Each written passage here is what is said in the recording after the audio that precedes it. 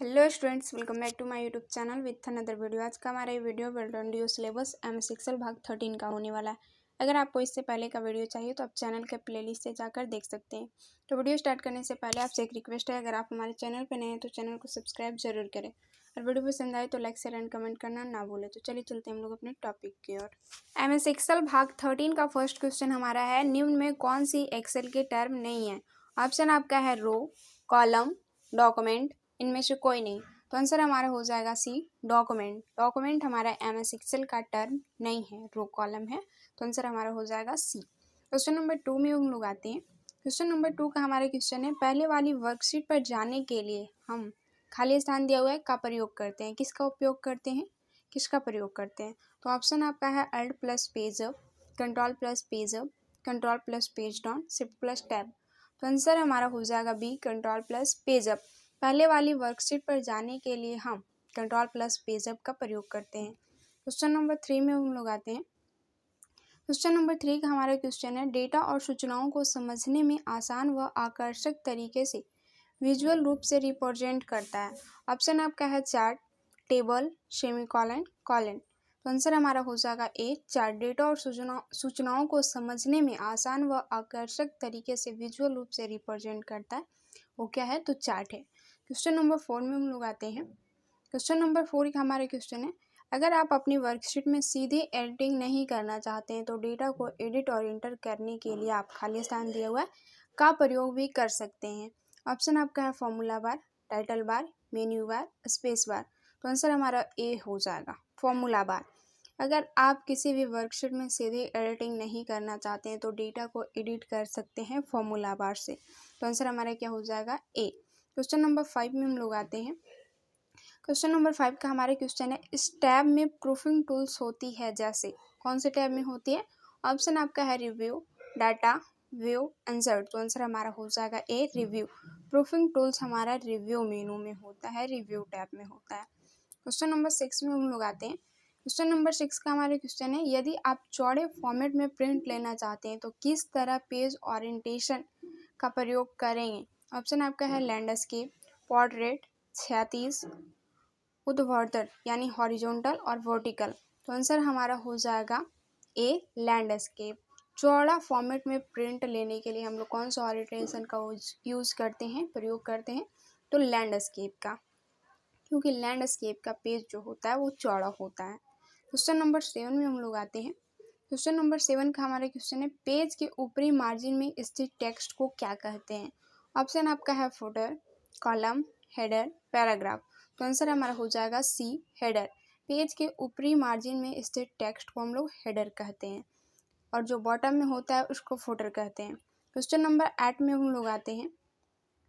Question number 8 का हमारा question है, आसानी से पढ़ने के लिए खाली स्थान दिया हुआ है का उपयोग कर सूचना को हॉरिजॉन्टल रो और वर्टिकल कॉलम में व्यवस्थित किया जाता है, उसको हम लोग क्या कहते हैं। ऑप्शन आपका है सेल, सेट, बॉक्स, टेबल। तो आंसर हमारा हो जाएगा डी, टेबल। आसानी से पढ़ने के लिए टेबल का उपयोग कर सूचना को हॉरिजॉन्टल रो और वर्टिकल कॉलम में व्यवस्थित किया जाता है। क्वेश्चन नंबर 9 में हम लोग आते हैं। क्वेश्चन नंबर 9 का हमारा क्वेश्चन है, खाली स्थान दिया हुआ है, ऐसा नियम है जो वैल्यू के पूर्वानुमान में मदद करता है। ऑप्शन आपका है find, replace, goal seek, go to. तो आंसर हमारा हो जाएगा सी, गोल सीक। गोल सीक ऐसा नियम है जो वैल्यू के पूर्वानुमान में मदद करता है।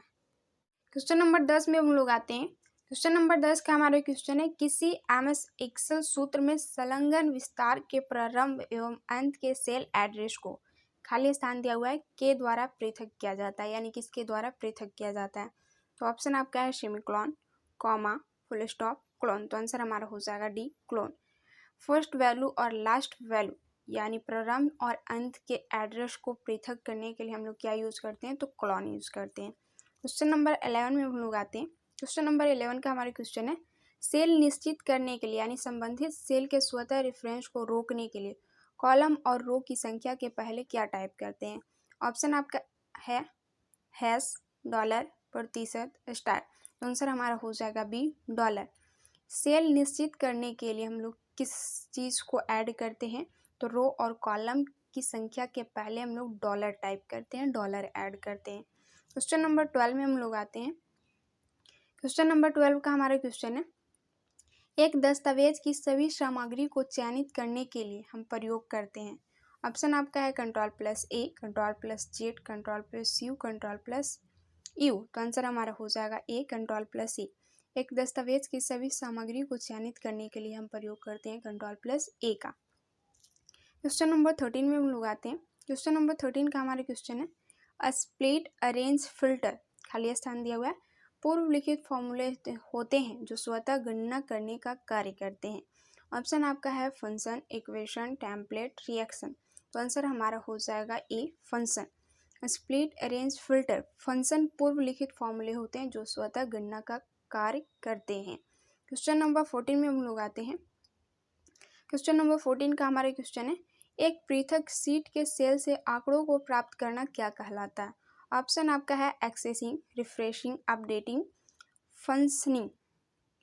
तो आंसर हमारा हो जाएगा बी, रिफ्रेशिंग।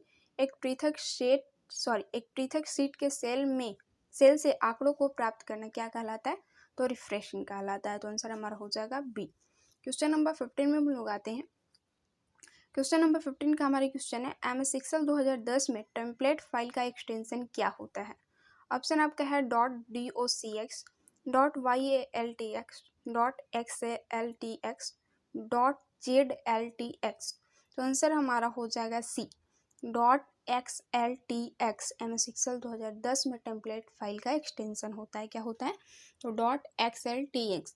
तो ये था MS Excel भाग 13 का 15 क्वेश्चन। 15 में से कितने का आंसर आप लोग का सही हुआ है कमेंट करके बताइएगा, और मिलते हैं नेक्स्ट वीडियो में MS Excel भाग 14 के साथ। Thank you.